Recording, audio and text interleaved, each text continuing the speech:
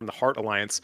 He runs 5 restaurants, and but if you ever look him up, he's Jiu Jitsu everywhere. Dan, thank you so much for coming on the show. Yeah, thanks for having me. My social media is definitely pretty jujitsu dominated, I'd say. So, what came first, Jiu Jitsu or running 5 businesses? Well, definitely restaurants. I mean, I've been in the restaurant business most of my life. My first real job, aside from like mowing lawns, was at Subway when I was 15, 16 years old. And then I graduated to Pizza Hut, where I could wait tables and get tips, and it was all downhill from there. So, then Jiu Jitsu came on a little bit later, more recently. Yeah, I didn't. So I ran track and cross country in high school. I was actually the individual state champion in cross country in Wisconsin. I ran track and cross country all through college. And then I didn't start training jujitsu till I was in my early 30s. I started out training MMA. I had 3 MMA fights as an amateur, was 3-0. And then my coach ended up leaving the area. And I realized I was probably too old to be getting punched in the head and not smart enough to lose brain cells.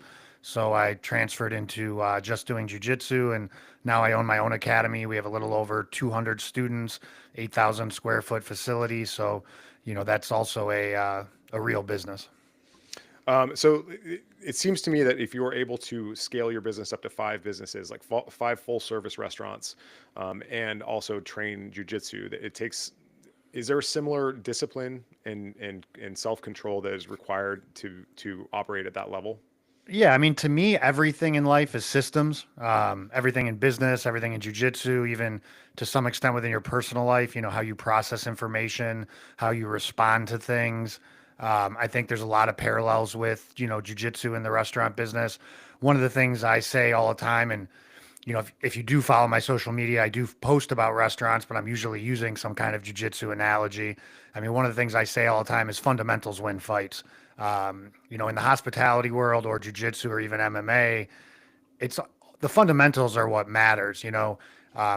We both know Sean Finter, and one of the things he did within our consulting group one time was ask everybody, I want you to write like a quick paragraph on the best hospitality restaurant experience you had in the last 5 years.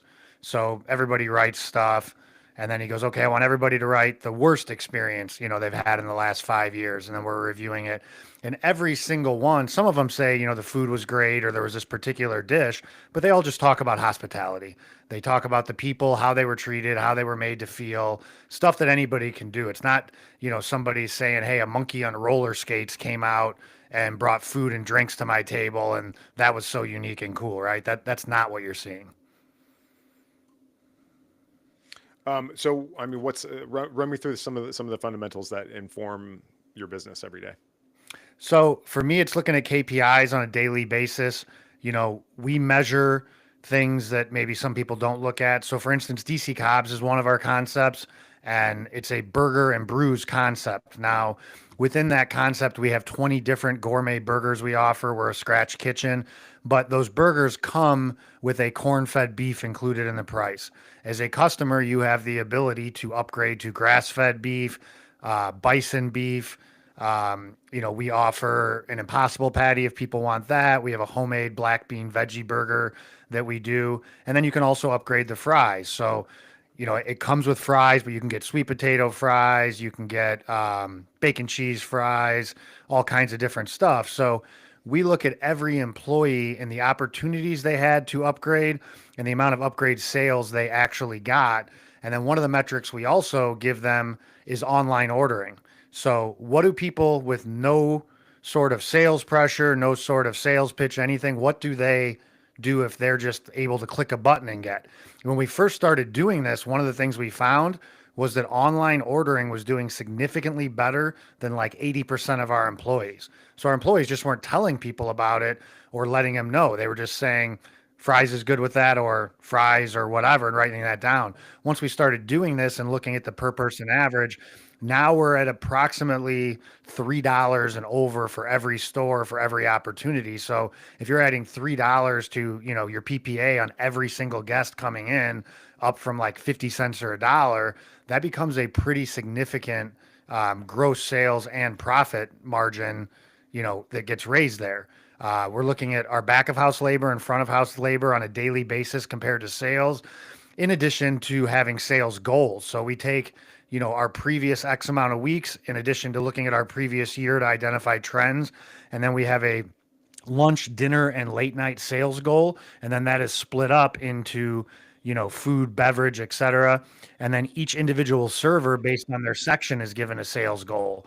So if you're, for instance, Whiskey Diablo, our newest concept, one of the sections is swings. We have these really cool things we built that have like porch swings on them and tables. If that's your section, we know about what we do there and what we expect to do, and we assign you a goal. And your manager's talking to you through the night. Hey Jason, where are you at? Okay, we got to try to sell some more of this or do that. Have you been talking to him about the specials? Do you see the new frozen we have on special?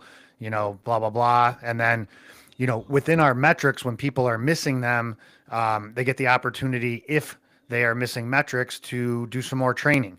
Some of that is live training with some of our top performers, and some of that is, AI bots that we built that actually talk to you. So, we use a method for recovering tables called Lasted, upsells, stuff like that. So we have an upsell trainer that is programmed with our menu, common objections, things people say, etc. And you can sit down with it and it'll instantly start talking to you, and you speak back, and it will give you, objections or whatever. And you're trying to explain stuff. It'll ask you questions about it and make sure you've got the knowledge to be able to, effectively sell those upgrades and products. Okay, that's remarkably forward thinking. I find myself explaining what AI is to people a lot. It sounds like you've like fully implemented it into the sales process. And so, as the owner, you manage the GMs of these various locations. Yeah, so we have 3 team meetings a week. Monday meeting is important in person. It's important also. But the Monday meeting we have is pretty structured. Everybody goes around the room, gives 2 1 through 10 scores, personal and professional, of how they're feeling, and a word that describes how they're feeling. We keep track of that to kind of identify, if we're seeing, hey, this person seems kind of down lately, maybe we really need to check in with them and what's going on. Then we go through team updates, which could be, we have a full-time tech person on staff that builds some of our software and does stuff. I do some of the AI stuff. Hey, we're launching new specials this week, whatever. Then we go into action items, which are items left over from previous meetings, done or not done. And we go through, everybody has to submit on Sunday inside a Slack channel, their weekly labor reports for front of house, back of house, their percentages by day, hours, overtime, everything, and then their sales optimization chart for the week before, so that myself and my COO, Julius, can review those. If we have any questions on those recommendations, hey man, what's going on Tuesdays? The last 3 weeks, your labor and back of house has been up. Well, our KM has been taking Tuesdays off, blah, blah, blah. Maybe there's an explanation. Maybe there's not. We had in one store, what we figured out real quickly when we started doing this a couple years ago was we had a KM who, anytime he had a day off, he was staffing 2 to 3 people to replace him because he was worried he would have problems. And it's like, nobody noticed this. That's crazy. We're just wasting money, for no reason. And then the last part of the meeting is called SER. We have a list. We use ClickUp to manage that. And that's surface, examine, resolve. So anyone can add a item on there. That person is surfacing it. So Jason put something on there, we want to talk about. So one of the things we offer is based on, which I know we're going to talk about, reviews. The amount of reviews someone gets mentioned, they have the ability to earn an employee meal. So one of the things that came up for us recently was, do we allow them to use the employee meal between concepts or between stores? So somebody said, hey, I had a person who wanted to go to Whiskey Diablo. They work at DC Cobbs and McHenry. Is it okay for me to let them go over there for an employee meal? And then people have input. One person says, I think it's totally fine. Seems like a great idea. Dan owns 100% of all these places, so there's no loss. Somebody else says, hey, I think it's a great idea, but how do we track it? Because I don't know the employees that work 30 minutes over here, and I don't want to have to call their GM and do whatever. So what ends up happening in this situation is, okay, we're going to have a shared document that only managers and GMs have access to. You add an employee's name. You add that they have, a meal there that's earned. And then when it's redeemed, somebody checks it off and they can float between stores and use them. So the action item is who's going to create that document. Okay, Jason's going to create that document by when? He's going to have it by Wednesday at 5 p.m. It'll be shared with all managers. And then our next meeting is Wednesday morning over the phone and then Friday over the phone. But on Wednesday, when we go through action items, they would ask you, Jason, spreadsheet for meal comps across stores. You'd say done, distributed. Everybody should have a link in their inbox. If you have an issue, let me know. If not done, you just say not done. And then you can address, hey, I need more time, or I'm struggling with this, or, whatever else. It sounds like you have these systems really dialed in. How did you come to this system where you're so organized and scalable? Well, a couple things. One, we made a ton of mistakes. We tried a lot of stuff that didn't work. We used to have more. We used to have less meetings, and we used to have more meetings. We found 3 kind of be the sweet spot. We've worked with multiple consultants, which I think that in this industry, people that have success have like a stigmatism about hiring someone to help them, which I find so odd. I mean, we do really well by, most measurable metrics, gross sales, percentage of profit, whatever. And I'm always looking for somebody to hire. Man, if I can use a cheat code where I pay someone and they can explain to me a better way to do stuff, that seems like the best thing ever. So we've worked with a number of consultants. We worked with a consultant that was not in the restaurant space, but just in kind of entrepreneurship management and structuring stuff. Most of our meeting structures and things came from there. Sean, we are part of his group this year. A lot of the optimization stuff. And, one of the things Sean really helped me with was he let me know in our first meeting, I gave him a weekly report that I was getting that I was really proud of because it had all this information and all these metrics and charts. And I kind of thought like, man, I'm going to impress this guy. He's going to think this is really cool. And he saw it and he's like, Dan, you're the only person in your organization that can read this. This is so much information. And he's like, there's no way your managers are combing through this report. And as a result, you're not getting the results you could get if you just gave them like 3 to 6 metrics and that's it. And then you code those metrics green, yellow, or red. And here's how we respond to those. And that's not to say that, anyone's not capable of understanding them. They're just not the owner and they're not going to spend. I mean, I'm spending hours going over these reports, looking at stuff. They don't have the time in their day and it's not really probably valuable in their time. So having reports that were that complicated was hindering us. So Sean helped me really dial in, getting streamlined reports with less KPIs. And I can still get a report and dive deeper into stuff, but there's no need for a GM, to get these super complex reports on the fact that, chicken sandwich sales are down Tuesdays between 4 and 8 p.m. or something, not literally, but, something that dialed in. How do you find and train the right people to help you grow your business? I mean, to me, we find them from the inside. We have a very poor success rate, and maybe that's just me and bringing in people with previous management experience and training them on our systems. Our systems are pretty robust and complex. And it's something we're currently working on what our onboarding looks like, because as we've grown, we don't always have the opportunity to have people that come up. But in an ideal world, somebody starts as a server or bartender, moves into a shift management role, shift lead type role, and then grows from there, maybe bar manager, AGM, then gets into a GM position. And then we try to move people between stores. No matter how you train people, you're going to have different people that are good at different things. Someone like Julius, who's my COO, his knowledge and ability on the cocktail side far exceeds anyone else that we have on staff anywhere. So when we want someone to learn, more of that stuff and the process for creating stuff, scaling it, making it batchable, taking something that's delicious and amazing, that's 10 steps, how do we get that down and make it scalable that we can actually serve it, and then that we can train bartenders across locations so we still have a delicious product that doesn't take 10 minutes to make and doesn't have a lot of margin for error. So someone like him is going to, spearhead that. Whereas, somebody else, when we're training someone on table recovery that is the best at that, even though we're all using the same system, different people are going to have, different talents. But ideally, we're promoting from, inside the organization. we have a core value structure. We give out awards and stuff for people that represent, our different core values. We just gave a young man a new Apple Watch who started out. He actually is a member of my gym. He applied for the job, did not tell him he trained there, did not tell me he was applying, got hired on his own merit as a bar back. All of his peers advocated for him to become a server. He was learning the POS during his downtime. He's now become a server. And one of our core values is we are 100% responsible 100% of the time. And, this young man will, nothing is not his job. He's always helping everywhere, doing everything. He's got great suggestions for the business. So we got him an Apple Watch, gave him that as a core value award. So, trying to invest back into our people and build them up. If anybody has a class or anything they want to do, if someone comes to us, especially on the management level, and says, hey, I want to go do this tequila training, wherever, here's the cost, here's the days I need off. We try to facilitate that if it's within the budget. We just took a big group down to Tequila, Mexico.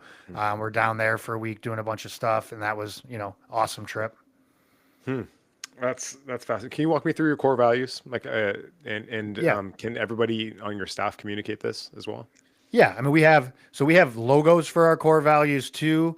We have myself and I think 3 or 4 other managers have gotten a tattoo of a core value of our graphics and stuff. I can send them to you, or they're on our page too, or they're also on our DC Cobb's website. But Yeah, I'd love 100% to include those in the responsible. show notes. Yeah, 100% responsible, 100% of the time is, one of our main core values. And, to me, just what I talked about with Will, that someone is always taking ownership for things. They're not giving excuses.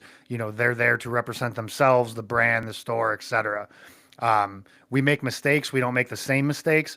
This one's super important to me, and kind of what I joked about earlier. I want people to make mistakes all the time. I think that's very important in the learning process.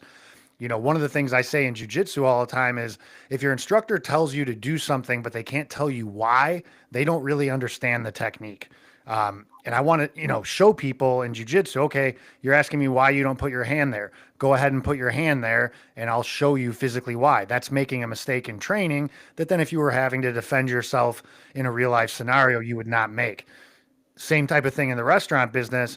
And one of the things I'll tell the management staff all the time in the meetings that we talked about earlier, when they have an idea or do something, I'll say, I won't tell you no, but I will tell you I told you so. Here's why I don't think that's going to work. Here's how I think it's applicable to a different situation we had or I tried, and why it didn't work. And sometimes I'm wrong, and I'm very open to being wrong too. I love to be proven wrong. If you tell me, hey, we're going to do, this item on the menu, we think it's going to crush, and I explain why I think it's going to be difficult, and that's not true, I'm very happy, to be wrong in that situation.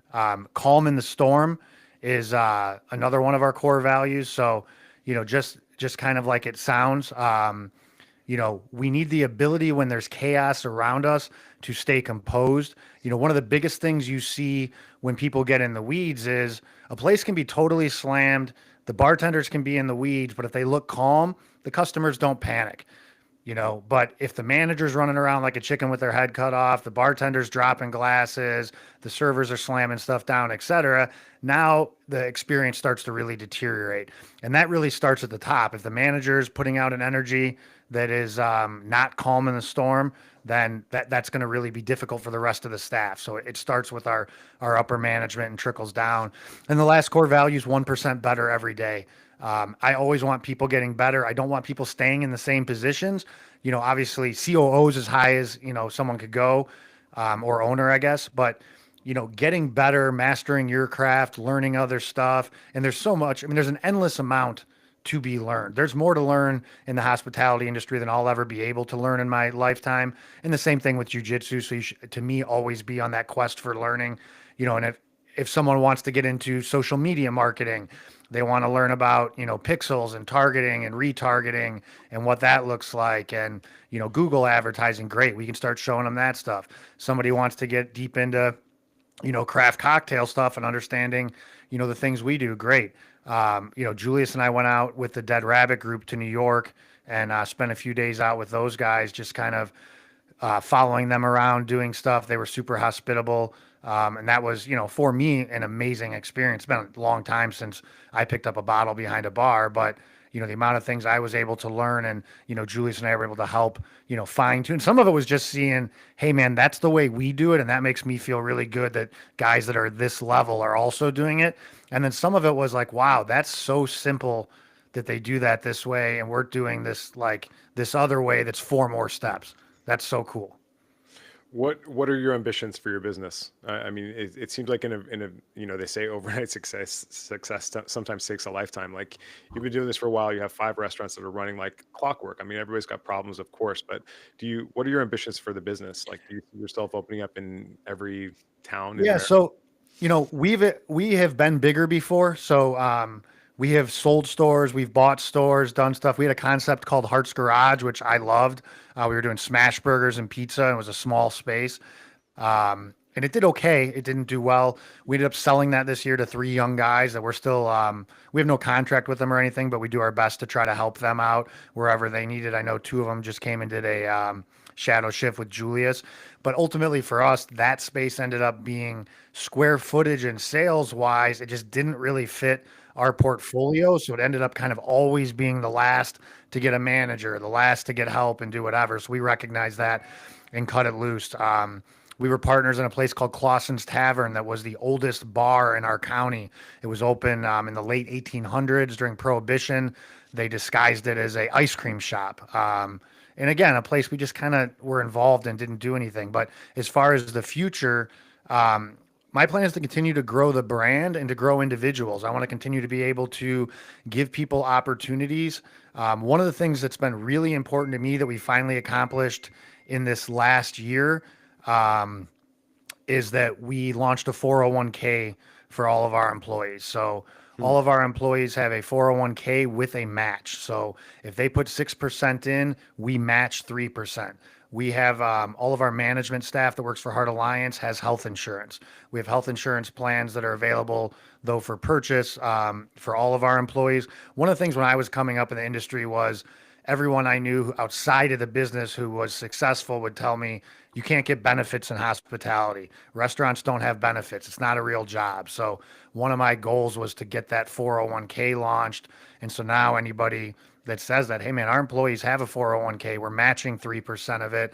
We're giving them that opportunity to invest in their future and to continue to do stuff like that. A lot of our management have company cars. We're doing things like taking the trips to tequila, the core values awards, giving people an opportunity to do those things. We've had various people go out and open their own places, some successfully, some un, but to continue to give people an opportunity in an industry that for whatever reason, people don't view, at least out here, as a career. And I've never understood that. I mean, the amount of people that I've had work for me over the years or work with me that have gone to school and done all this training only to realize they make way less money and have to work more hours and harder than they were when they were working in hospitality is a shame, I think. I don't think that it should be viewed that way. And not everybody wants to be a manager. I get that. But there's also no reason why you can't bartend for 30 years.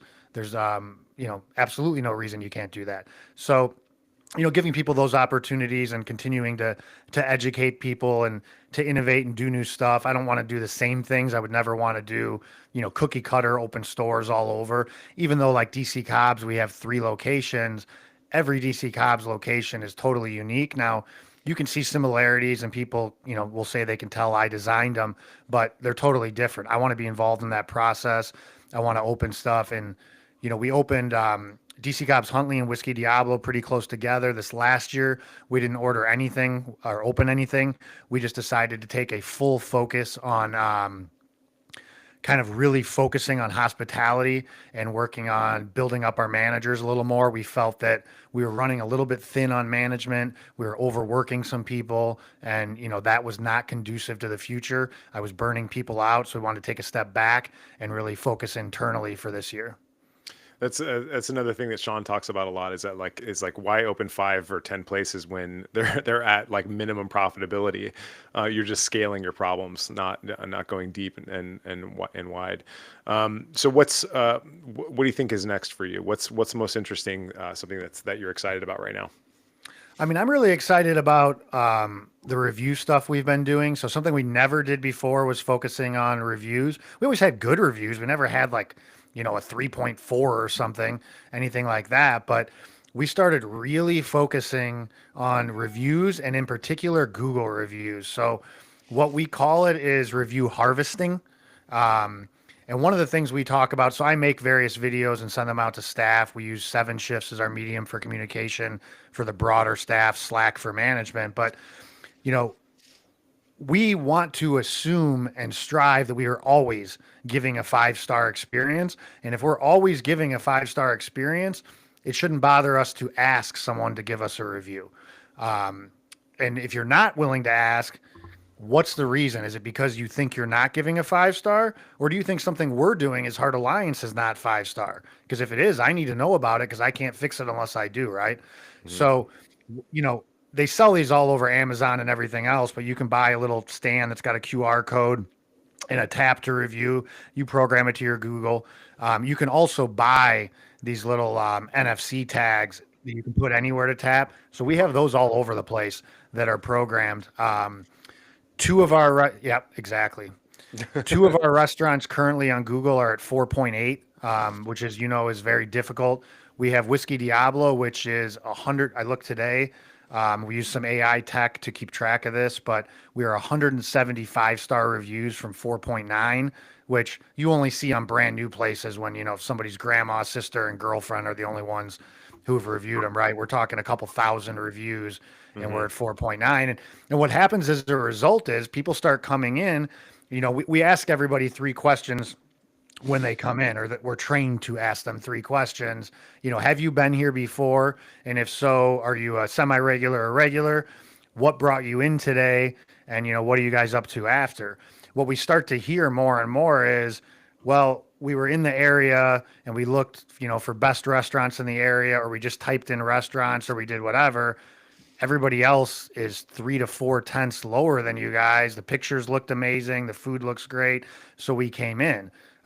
We try to share that with staff, and staff is experiencing it, but so they know this isn't in vain that you're doing this. This is going to create more people coming in. We are confident that we are providing a 5-star experience. So they're going to leave a review, have a 5-star experience.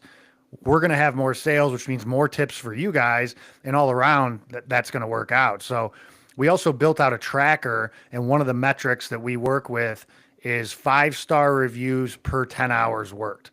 So we'll give you a weekly report and say, hey, Jason, in the last 2-week pay period, you worked 60 hours. So your 5-star reviews per 10 hours worked was, XYZ. And then we also have the reward system for people being able to earn, free meals and other things. And then, That's for name mentions, like when their name is mentioned in yeah, the. yeah. So it says, Whiskey Diablo is fantastic. Love the drinks. Jason's an amazing server, whatever the context may be. And, one of the hurdles to go through with this, so if anyone listening wants to do it, is you have to really coach your employees to request 5-star reviews, not to request a review. Because most people, especially like in the boomer age, they think a 4-star review is a really good review. I gave it 4 out of 5 stars. It's not fine dining. Only fine dining is 5 stars. And so people have to understand, if someone leaves us a 4-star review, it's hurting us. We're at a 4.8 trying to get to 4.9. 4 is bringing that average down. So when you're tracking your employees on a weekly basis, you'll start to see it. Hey, this person got 2 5-star reviews and 6 4-star. And I know they're a good server. So let's meet with them. Hey, run me through what you're saying to tables. And we're working on a trainer for that, an AI trainer for that right now too. But really getting that, and then being able to effectively communicate in your response without being insulting to someone, that we strive for 5-star reviews. We hope that we're able to provide a 5-star experience for you next time. Here's our company email. If you could tell us anything we could do differently, to make that a 5-star review, please let us know. I don't want to come out and tell somebody, hey, a 4-star review is kind of insulting and hurts us. But reading between the lines, I really appreciate it, if you've upgraded it. The other thing we've done is we've gone back and re-responded to old 1-star reviews. Hey, Larry, it's been a year since you left your review. We understand at that time this is how you felt. We really feel we've made a lot of improvements and changes. If you look at our current rating, it's 4.8. I'd love to invite you back for a meal on us.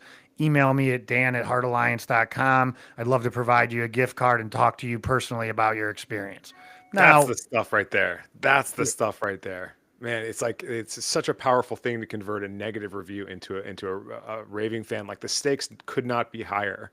Like not only does that like I mean don't get me started on the power that Google has over our businesses, but like that's the stuff right there that really just changes people's minds forever. And then they're the ones who become the raving fans. I love that. yeah, I agree with that 100%. I mean, we've taken people and, Julius and I actually went to college together, have known each other forever, have worked together forever. He went to Chicago for 8 to 10 years and then came back. But we had this guy at my first restaurant that this was back when Yelp first came out.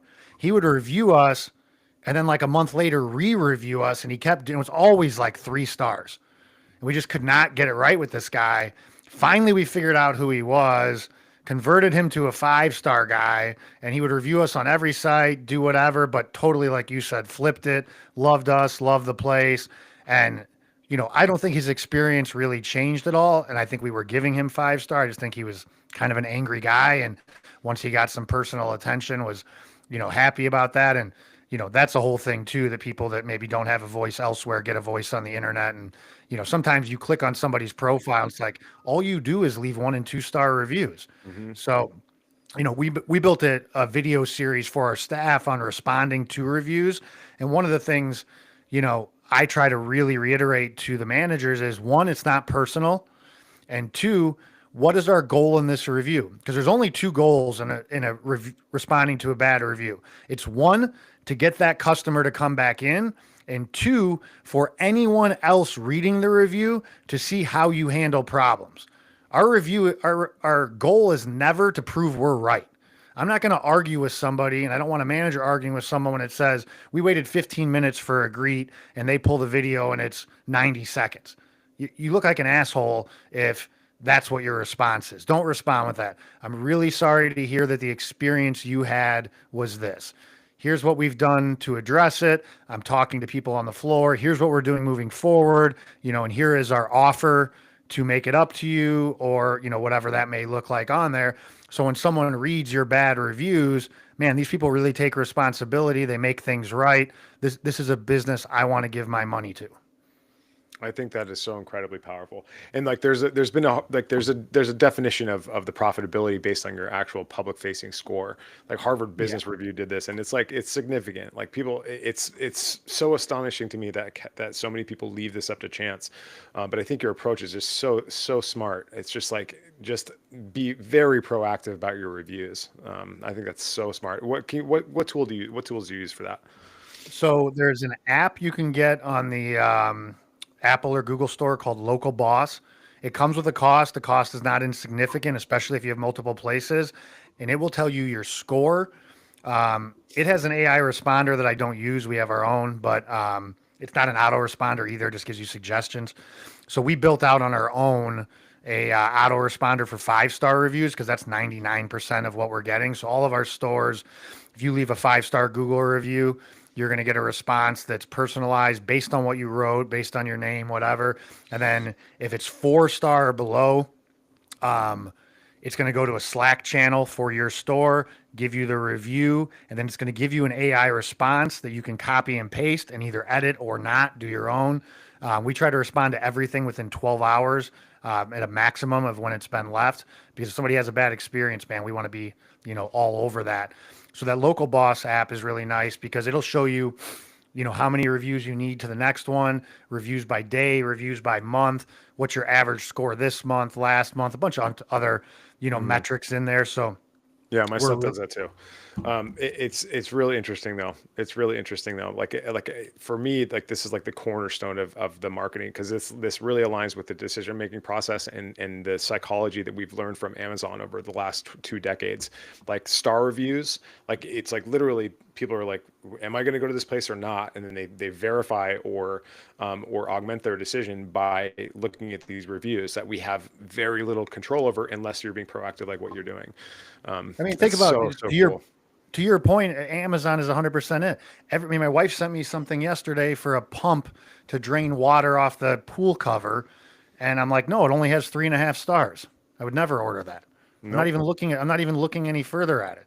And so then Yeah. I'm searching, pool cover pump. This one has 4.8 stars and 1,000 reviews. Order it. I don't Yep. know anything about that. I've never heard of that brand, but I'm buying it and trying it. and, and we're willing to pay more for this for the certainty that we're going to have that we're not going to it's not going to be a hassle, that it solves our problem. So like people spend more, they repeat business, they're more willing to give you reviews. It's like just ask for reviews.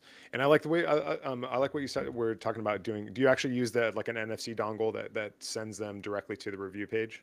Yeah, so the servers on different tables will have it's a little plastic disc we bought on Amazon that's on like the end of tables so they can tap it. We have QR codes in different places they can scan, and then servers optionally have a like a credit card looking one that they can carry in their server book, or I've seen a couple of them will have them like on a retractable, kind of thing. Um, and you can see, I mean, like we have a guy at Whiskey Diablo, Dean. He's about to cross 400 reviews just about him, that mention his name. Crazy. That's not an accident. One, he's providing a 5-star experience for people, and two, he's letting them know it's important. And we've had him do some coaching on it. He's got some spiels that he gives people like, hey guys, I hope you had a great experience. I really enjoyed you guys being here. What means more, to me, even than the tip, is if you guys can mention my name in a 5-star review, we get rewarded for that. It lets my bosses know that I'm doing my job. I'm trying to get a promotion, whatever, blah, blah, blah. And people are like, yeah, that's no problem. And Google's so easy to review on. That's, the barrier to entry to have a Yelp account and do all that stuff. And then Yelp's filtration system. I mean, we monitor Yelp. We definitely hope that people review us on Yelp. But if we have 2,500 reviews on Google, we might have 50 on Yelp. Yeah. And it's and I mean Google is still the number one search engine, and so of course they're going to promote the things that are the positive activity on your Google business profile over like say Yelp or TripAdvisor review. And Well, just to give you an example here, like these are little NFC tags that you can get these for a couple bucks. You can write them with any app on your cell phone. It's really easy, and you can stick them anywhere. Like I've for any tested them. page too. What's that? For any page, you could put your beer menu on it and stick it on there and be like, tap for your beer menu.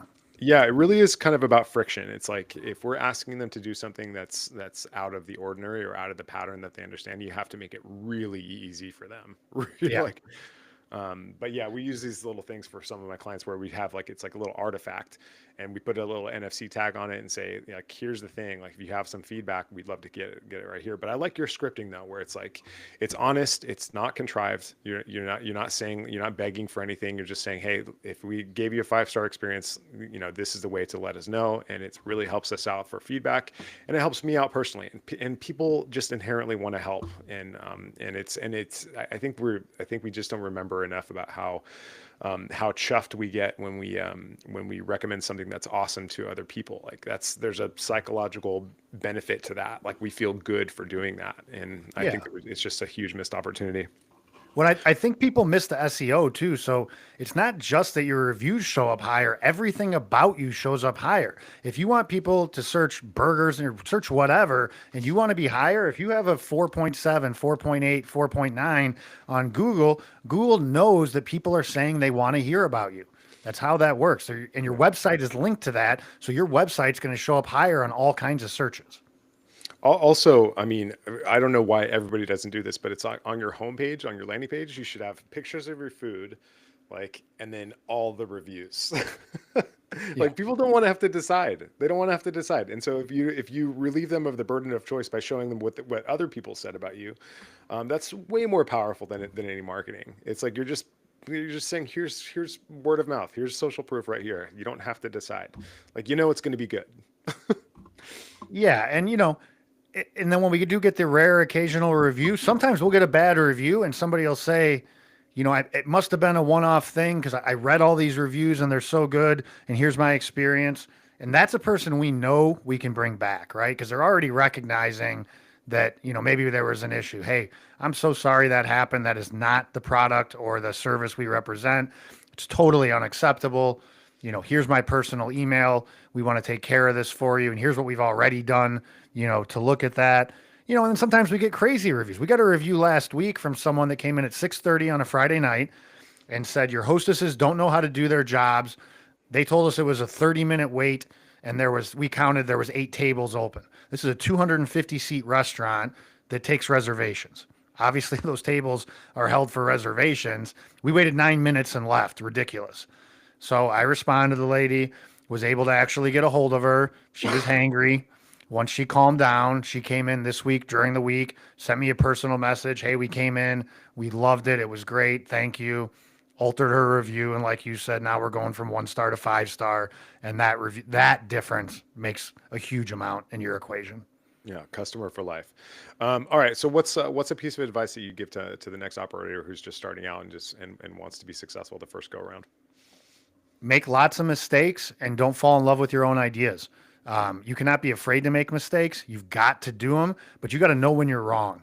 I've seen so many different operators just hold on to something because it was their idea and they don't want to admit they were wrong. And they want to, I mean, I've had conversations with people and I've done some consulting. I don't do it anymore. I don't love doing it, but where I'm telling someone like, hey, this isn't working. Here's all the metrics that show this isn't working.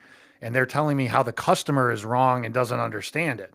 Well, I mean, that's possible, but that's your job. And you've been unable to, convince them that XYZ concept or drink or food item or whatever is great. They're not getting it. And you're wasting all kinds of money on it. One example I use all the time is I tried to launch prime rib, which is something I love. I grew up eating on special occasions. Some restaurants in the Midwest will do it like Saturday night prime rib. We tried doing it and it was the biggest flop. People didn't want it. They thought it was overpriced. It didn't make sense at a burger concept. It failed. So we did it and I could feel myself fighting it because my managers are telling me like, hey, we're losing money. We're having to do sandwiches the next day. We got to cut this. And at first for a minute, I'm pushing back. And then I hear myself in my own head, don't fall in love with your own ideas. So we killed it, got rid of it. Doesn't mean I still don't like prime rib and there's not other places that can do it great, but it doesn't fit for us. It's not something that works. And that's the final piece, I guess, is just because something has worked previously doesn't mean it always will. I can't manage people in the same way I did 10, 15, 20 years ago. People don't respond the same way. We can't run the same kinds of specials or same kinds of things. I mean, right now we're carrying an immense amount of craft beer and now we're trickling that down. We're turning taps over into craft cocktails and doing some tap margaritas. We're doing a sparkling carbonated Paloma. God, we could do a show just on your stuff from draft stuff. Like some of the stuff that you were showing me about the draft systems that you've employed is like really, really cool. And it's so simple. Yeah. I mean, okay. Simple, sure. But yeah, no, you're carbonating drinks at scale. And that's really hard. That's physics. Everything's got to be at scale. I mean, that's the biggest thing is, and again, it's been so long since I bartended, but if you're this like stud bartender and you can get people to come in to see you and you're the draw, somebody said to me one time, or I read it and I don't know where it was, but the more valuable you are to your business, the less valuable your business is. If you've got to be there all the time, if you've got to be the one doing it, if it can't function without you, then you don't even have a sellable business. You are the business. And that's not a great way to live. And I spent a lot of my time early, 7 days a week, open to close, doing everything. And it wasn't until I really started doing some studying of emotional intelligence and other stuff that I really realized not only was I, killing myself doing that, I was holding everybody else back and not letting them have the opportunity to succeed because I was just cutting them off at the knees and stepping in front of them and doing stuff for them. It wasn't helping them. They didn't appreciate it. It didn't make their lives easier and it didn't make my life easier. Huh. All right. Thank you so much for coming on the show. This has been Dan Hart from the Hart Alliance, operating 5 restaurants. This has been pound for pound, probably one of the most valuable episodes that we've ever done. You're a very smart operator, and thank you so much for sharing all your stuff. Yeah, no problem. Thank you for having me.